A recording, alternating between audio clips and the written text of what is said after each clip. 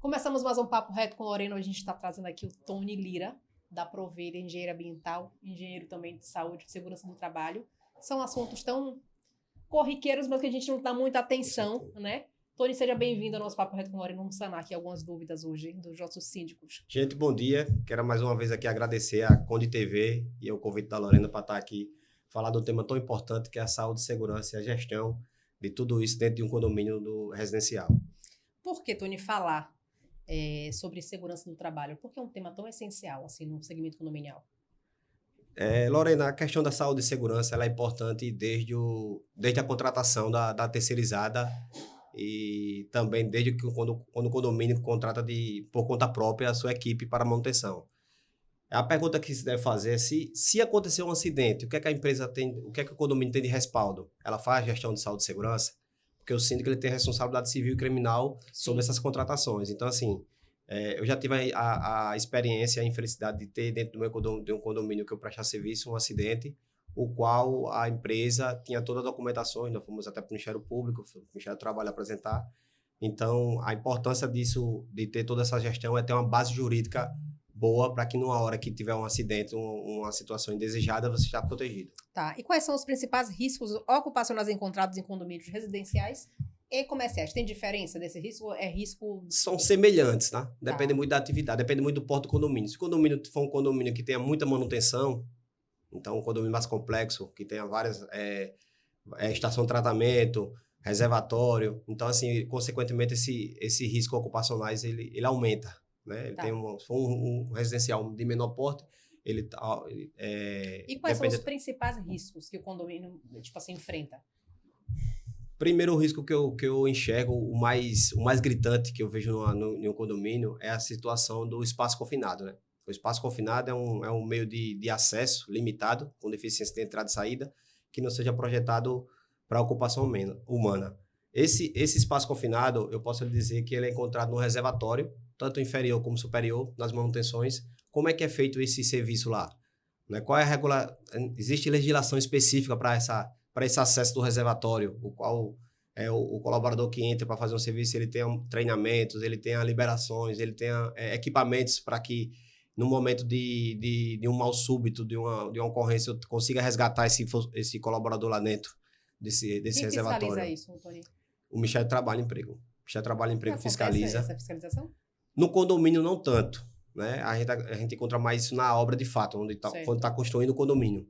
A gente tem inclusive, eu já tive essa fiscalização. Mas quando eu acesso o condomínio, eu enxergo um risco muito, muito elevado. Tá. Você acredita que os síndicos têm consciência real de suas responsabilidades nesse tema? Sim, com certeza. Ele sabe que tem uma... Então, o que acontece? Alguns síndicos até têm esse conhecimento, até têm essa preocupação de ter essa contratação de forma correta e legalizada com todas as documentações. Outros não. Eu já tive a experiência de ter condomínio que exigiu reunião que é a apresentação de documentação de terceiro e também já tive a experiência de alguns síndicos contratar de forma direta sem pedir documentação. Mas é importante saber que ele tem a responsabilidade civil e criminal na contratação. Ele tem a responsabilidade da terceira, né, que ele está contratando. Ele é, deixa eu ver como posso falar, ele é corresponsável por aquela contratação. Então, o ideal é que seja feita uma contratação de forma segura e bem, com bastante proteção jurídica. A gente vai falar sobre isso já, sobre a terceirização, né? Quando o condomínio, que às vezes o síndico acha, não, eu não quero ter problema, eu quero né, transferir essa responsabilidade para uma empresa. Ele acha que ele está transferindo, mas, na verdade, ele também acaba... Ele é corresponsável. Isso. É corresponsável. Quais são as obrigações, quais obrigações o condomínio tem quando possui funcionários próprios? Então, a obrigação que ele tem que ter é as documentações, fazer uma contratação de forma correta e planejada. Tá. Né? Então, assim... Qual seria a forma correta? A forma correta era fazer os exames ocupacionais, ter um profissional habilitado para que vá lá e verifique o risco, elabore os programas de segurança. Todo colaborador, antes de iniciar a atividade, ele deve receber um treinamento, né, para que ele tenha ciência do risco da atividade dele de fato. Então, para que ele entre ciente disso. E toda essa gestão ela é feita com documentação com base técnica, assinada pelo colaborador e pelo profissional habilitado que foi contratado para realizar esse tipo de serviço. Entendi. E quando é, tipo assim, aquele síndico que terceirizou? Eu quero uma terceirizada aqui. Quando for até aonde vai essa então, responsabilidade solidária, né? A gente, na Prove Engenharia, a gente tem um checklist de documentações que são necessárias para uma contratação. Tá. Então, quando vai ser contratada uma terceira, existe uma reunião de planejamento. Se for fachada, a gente tem um checklist para pedir a documentação, tipo exame de trabalho à altura, capacitação de trabalho à altura, ficha de EPI do colaborador, uma análise de risco. Então, a gente solicita essa documentação antes. A terceirizada apresenta e depois o setor de segurança ele avalia essa documentação se está conforme e faz uma liberação para que essa terceirizada entre no condomínio e preste o serviço com segurança. E quando é terceirizada de porteiro, serviços gerais? A gente segue no mesmo perfil. Só muda o tipo do risco, né, que não é tão elevado quanto o trabalho à altura. Então, a exigência de documentação ainda é um pouco menor, mas de fato precisa ter avaliação dessas documentações e liberado pela segurança. Quais são as consequências legais de um acidente de trabalho envolvendo funcionário ou prestador dentro do condomínio? A primeira coisa a ser feita é prestar atendimento à vítima. Depois saber se ela vai precisar se afastar, se ela vai precisar da previdência social. Certo. Né? E o segundo passo importante, depois de toda essa assistência familiar, de afastar o colaborador, saber o que foi que houve nesse acidente, fazer uma análise desse acidente, para que outro acidente não aconteça do mesmo tipo de acidente. Para ver se foi culpa do condomínio, se foi... Isso. Então é importante investigar o acidente, porque se de repente for culpa do condomínio, se for algo da terceirizada que deixou de fazer, então é preciso sanar aquela pendência para que outro acidente não aconteça dessa mesma magnitude. Então, além de prestar esse esclarecimento, de prestar assistência à família, de afastar, é preciso fazer essa análise de acidente. Né? Identificar qual foi a causa raiz de acidente, para que sane essa causa, para que outro colaborador não venha sofrer acidente. Entendi. Depois vem o culpado, né? Depois é o culpado. Vamos para a parte de capacitação e procedimentos, né? Quais treinamentos são indispensáveis para porteiros, zeladores, piscineiros e equipes de manutenção? Tem algum específico que tem que ser feito? Todo colaborador, antes de entrar na atividade, como eu falei, ele precisa realizar o treinamento, a gente chama de treinamento de integração ou treinamento admissional. Independente da atividade que ele realiza, ele precisa desse treinamento. Quando fecha o contrato com a empresa, tipo com a Provê, ele já está embutido de treinamento? Já está embutido já. Tá. Inclusive, você pode enviar esse colaborador lá para a Provê, que a gente tem o centro de treinamento, e o colaborador já sai de lá treinado com certificado, já enviado para o condomínio. Mas vamos lá, esse programa é a nível nacional. Tem síndicos, tem condomínios que não têm acesso a Provê. Mas nessa empresa dele, que ele tem lá, ele tem tem que ter esse treinamento? Tem que ter. Independente de com quem faça, onde faça, a metodologia que é obrigatório que todo colaborador que entre dentro do condomínio para realizar uma atividade, ele seja feito esse treinamento com ele, para que ele tenha ciência do risco da atividade dele, seja piscineiro, seja porteiro. Então, não existe atividade sem risco. Certo. Por mais simples que seja, a gente encontra um risco ergonômico, inclusive aqui no nosso podcast a gente pode encontrar com um risco ergonômico.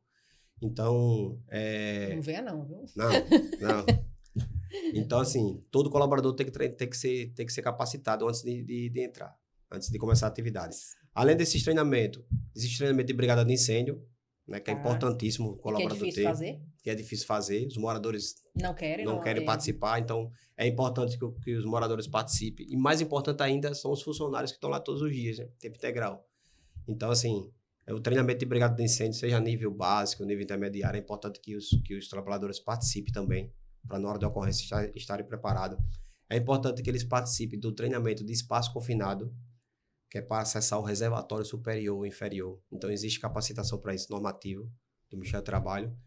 Então, fora os outros treinamentos, que é para usar equipamento de proteção individual, se for limpar a piscina. Quando o funcionário ele se recusa a usar o EPI, como é que faz?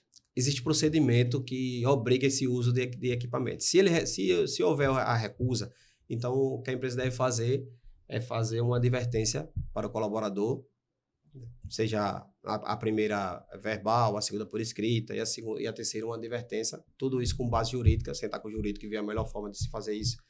Mas a empresa tem por obrigação de comprar um equipamento de proteção individual, de treinar o colaborador e de fiscalizar o uso. Então, nessa fiscalização, se encontrou um colaborador que não usa o equipamento, vai ter que ser feito esse procedimento de advertência, até vai chegar um momento que o colaborador não vai ter que se desligar da empresa. Eu escutei síndicos falando, não, eu compro o equipamento de EPI, ele tem o treinamento de como usar, Isso, ele registra assina o dizendo que recebimento, recebeu, né? E aí é com ele, a responsabilidade é dele. Isso. Então, só que a empresa, além de fazer tudo isso, olha que interessante, além dele fazer tudo isso, comprar, treinar e o colaborador assinar, a empresa tem por obrigação de fiscalizar se ele está usando. Aí nessa fiscalização pode ser que ele encontre o colaborador que não esteja fazendo uso.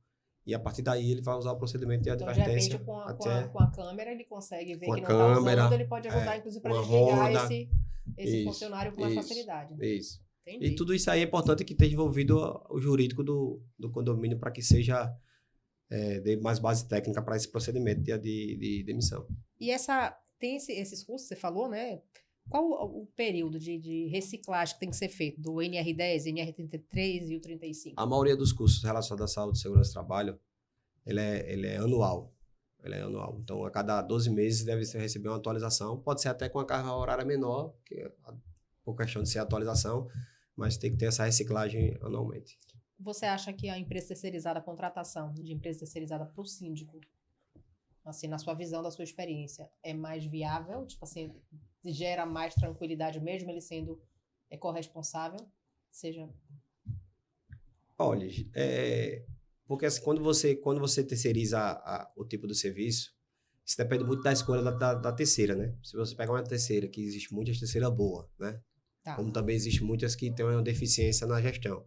Mas se você pega uma terceira que atende todos os requisitos de saúde e segurança, e é importante que esse requisito esteja no contrato, na afirmação de contrato de prestação de serviço, eu acho que... Então vamos lá, já que você falou, qual a dica que você daria para o síndico escolher uma boa terceirizada? Qual seria o caminho certo?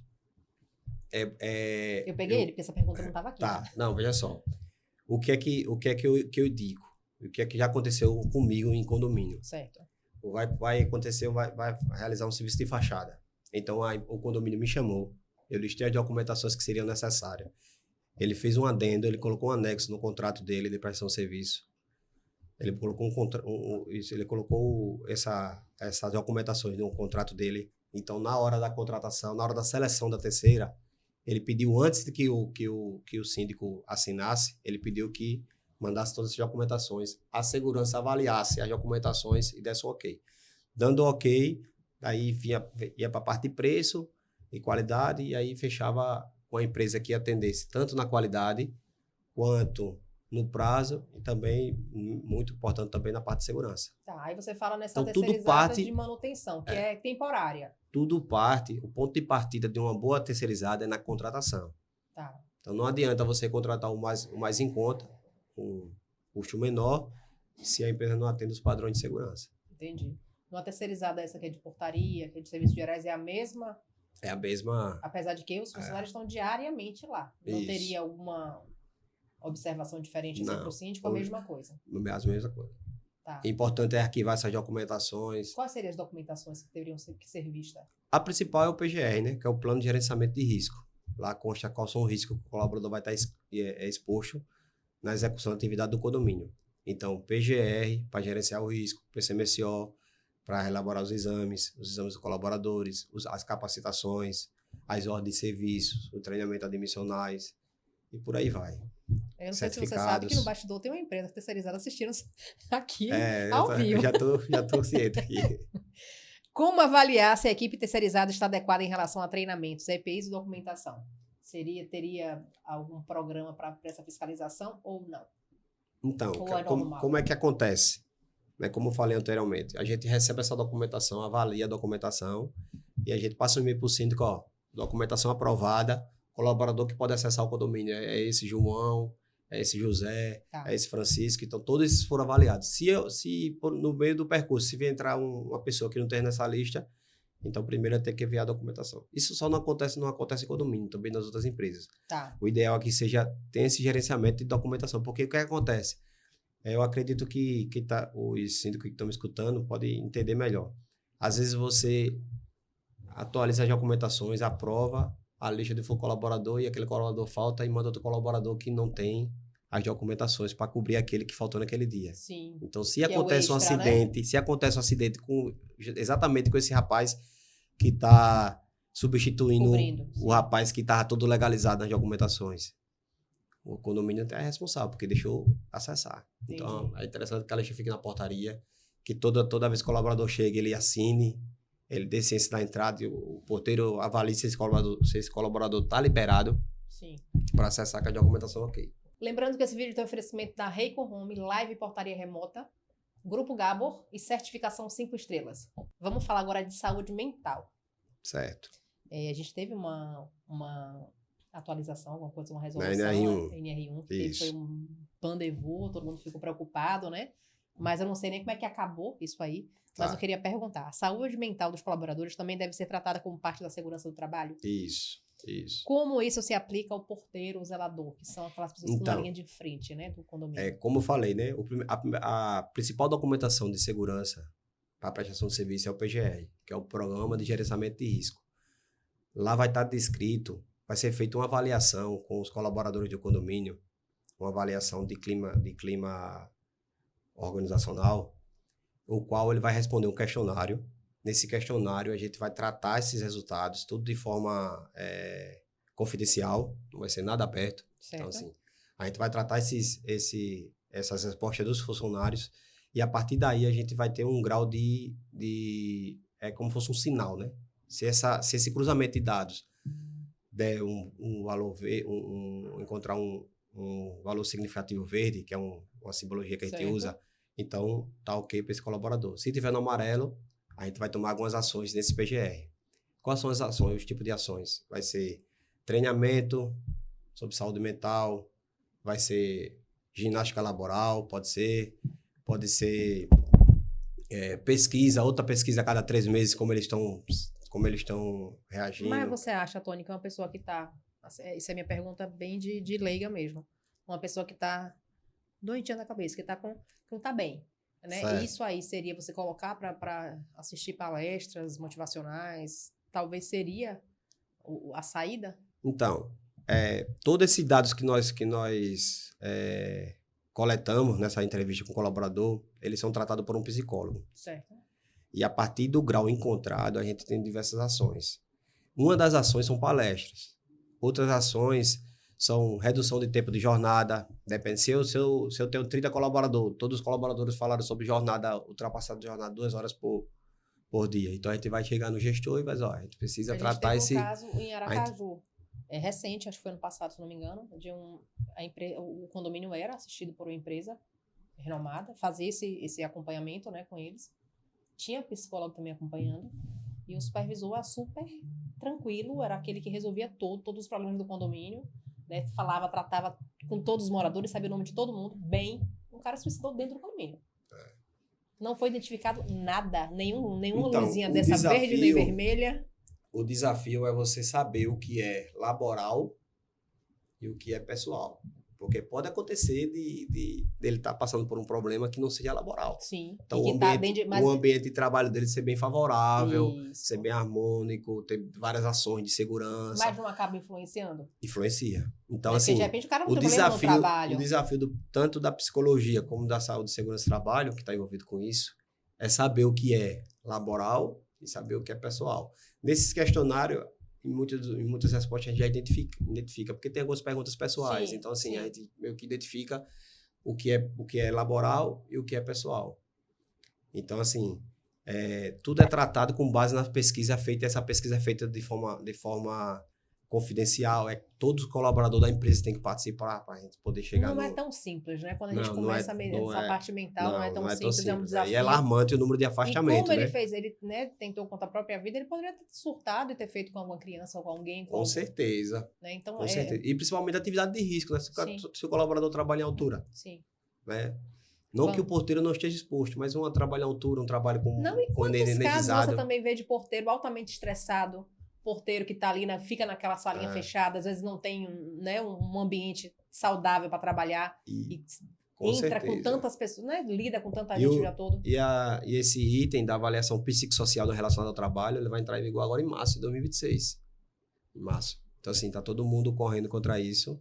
E o importante é que no manual de interpretação da norma do Ministério do Trabalho, deixa bem claro que essa pesquisa feita de avaliação dentro da empresa, ela tem que ser feita por um método validado, um método comprovado cientificamente. Sim. Então, não é qualquer checklist, eu não posso preencher lá qualquer pergunta, então tem que ter uma base científica da ferramenta que eu estou usando para avaliar o colaborador. Vamos fazer aqui um quiz de mitos e verdades do setor, tá? Vamos lá. Qual é o maior mito que os síndicos acreditam sobre segurança do trabalho? Terceirizar o serviço e achar que tá isento de responsabilidade, né? Tá Mas vendo? não é minha responsabilidade, eu terceirizei, não. Sim. Vai entrar como corresponsável e se for pra audiência, vai junto. É isso aí. É mito ou verdade que se nunca teve acidente, então está tudo bem? Não é verdade, não. Talvez estejam mentindo informação. Tá. Informação importantíssima. Porque economizar em segurança do trabalho acaba sendo muito mais caro a longo prazo? Olha, eu vou citar aqui uma situação que teve um condomínio, eu não vou citar o nome, mas esse condomínio ele tentou economizar em algumas situações de investimento de segurança. E esse colaborador caiu da coberta, esse condomínio foi aqui em Maceió, caiu da coberta e veio a falecer. Nossa. Isso lhe custou, eu tenho acesso ao dono da terceira, né? Isso lhe custou R$300 mil. E o CPF dele ficou bloqueado na justiça, ele não consegue fazer mais nada no CPF. Mesmo ele pagando os 300 mil, o CPF dele ficou bloqueado, porque teve outras ações que ele deve ser tomada ainda de indenizações. E até hoje... E o síndico? Não, foi na uma verdade empresa. foi o dono da terceira, Certo, né? Certo. E o síndico participou de todo o processo, né? Inclusive o síndico foi corresponsável, mas se isentou porque tudo dele era feito documentado e com jurídico, reuniões com jurídico. Então o contrato foi feito com jurídico, toda a documentação foi feita com jurídico. Então, Entendi. assim, isso aí durou uma faixa de 3 anos. 3 anos de processo rolando. Entendi. Então, quem se ferrou mesmo foi o dono da terceirizada. O dono da terceirizada. Então, tá aí a importância de ter uma documentações e ter uma gestão bem confiável na parte com bastante produção jurídica. O papo tá bom, mas tá chegando no final. Eu queria saber a última pergunta aqui. O que você acredita que vai mudar nos próximos anos em relação às normas e fiscalizações para condomínios? Então, com a gestão do E-Social, com o início com o início do E-Social, tudo ficou mais digitalizado, certo? Então, assim, a digitalização da segurança, todas as documentações digitalizadas, dá acesso à fiscalização de forma remota. Então, se tem um condomínio, o fiscal que eu quero ver o condomínio X, ele vai entrar na plataforma do E-Social, ele vai saber se o condomínio está lançando os eventos E-Sociais, se tem um PGR, se tem o PCMSO. Então, antes, com um número muito baixo de fiscalização, talvez passava o ano todo e a gente não tinha fiscalização no condomínio, porque o fiscal do Ministério do Trabalho, ele fiscaliza usina, construção civil. Não daqui tem que gente chegasse, o suficiente daqui que ele chegasse numa fiscalização do condomínio, acho que demorava 2 anos. Hoje não, hoje eu quero ver o condomínio X, eu vou entrar aqui no sistema do E-Social e vou fazer um espelho aqui de tudo que ele lançou no E-Social, todas as documentações. Então, assim, a modernização, né, da SST, junto com o setor pessoal também, com o contábil, então tudo hoje é digitalizado. Então você hoje tem uma fiscalização 24 horas olhando para sua empresa, que é o sistema do E-Social. Então agora não tem para onde correr, mais uma responsabilidade para o síndico, né? Com certeza. Agora ficar atento à saúde, né? Com certeza. Segurança do trabalho. Uma pergunta que era para terminar, mas eu lembrei aqui agora. Para se ter o AVCB do condomínio, que é a licença do bombeiro, tem que ser feito o curso de brigada de incêndio. Olha só, como é que funciona. Quando a gente elabora o projeto de incêndio dentro do condomínio, a gente dimensiona todos os preventivos da área e a carga de incêndio. Nesse projeto, no memorial descritivo e até mesmo no projeto no nome da planta, na maioria das vezes você descreve lá qual o nível de brigada que vai precisar para aquele condomínio. Tá. Se é um nível básico, intermediário.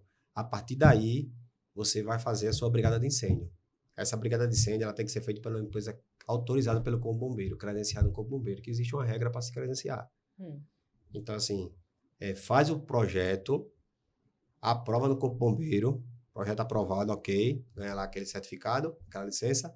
A partir daí, você parte para a brigada de incêndio por uma empresa credenciada e um instrutor autorizado. Eu estava conversando com alguns síndicos, ele estava falando que estava tendo algum problema porque tinha que ter um número mínimo de moradores de Isso. condôminos participando desse treinamento. Isso é um né? problema crônico que tem. E que o condomínio deles era Airbnb. A maioria dos moradores não moram aqui, alugam, né? E quem está lá não quer fazer esse curso de brigada, né? Para poder sair essa liberação dessa documentação. Nesse caso, como é que é feito? Tem alguma coisa que foi mudado? Então, é interessante que ele tem um consultor de segurança, seja só na parte de incêndio, seja geral, Sim. que ele leva essa problemática para o bombeiro. Então, ele vai chegar lá no bombeiro, com certeza ele pode ter sido notificado, né? Aí ele vai chegar, ó, tem essa notificação, a minha situação é essa aqui. O bombeiro, o máximo que o bombeiro pode fazer, que é sensato, ele vai dizer, ó, treine os colaboradores. Os funcionários. Porque Existem várias situações de condomínio muito antigo, que não suporta botar hidrante. Então, se você levar bombeiro e explicar a parte técnica lá que analisa os processos, eles vão entender e vão buscar a melhor solução. Então, assim, é interessante que ele vá lá, conte a versão dele lá, da realidade dele com... Que mostre o condomínio. O condomínio é esse aqui. O que é que eu posso fazer para resolver? O mínimo que pode ser feito é treinar os colaboradores. Entendi. Tony, obrigado. Tony Lira, engenheiro da Prover, engenheiro ambiental da Prover. Eu que fiquei agradecido. Venha quando quiser, tiver alguma novidade para o mercado condominial, que seja para alertar o síndico, sabe que está aqui um espaço para você. Obrigado. É a primeira vez que está no Papo Reto com Lorena? Primeira vez gravando podcast? Primeira vez. Batizado. Isso aí. Mas a gente vai estar junto no Com certeza, dia do com síndico, certeza. Dia 28 né? de sexta-feira, vou estar presente com a minha equipe da Prover Engenharia. Agradeço a audiência de vocês ficarem até o final. Lembrando que toda segunda-feira tem um vídeo novo no canal Papo Reto com Lorena, às 12 horas.